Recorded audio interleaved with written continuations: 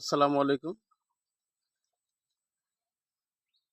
আপনারা কেমন আছেন? আলহামদুলিল্লাহ ভালো রয়েছি। আমি আপনাদেরকে পুকুরের উপরে যে লাউয়ের জাংগি রয়েছে, সেটাতে লাউ হয়েছে কীরকম আপনাদেরকে আমি দেখাচ্ছি।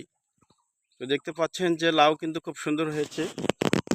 আপনারা এভাবে পুকুরের ধারে, রাস্তার ধারে বা পুকুরের রাস্তা থেকে নিচে জাংগি দিয়ে, মাচা দিয়ে আপনারা লাউয়ের চাষ করতে পারেন, মিষ্টি কুমড়ার চাষ করতে পারেন। খুব সুন্দর। আর আসলে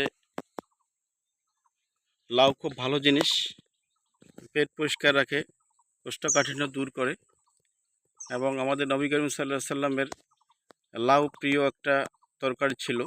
এরকম করে লাউ চাষ করতে পারেন আপনারা, বেচতেও পারবেন, পারিবারিকভাবে পুষ্টির চাহিদা পূরণ করতে পারবেন এবং বাণিজ্যিকভাবে চাষ করতে পারবেন।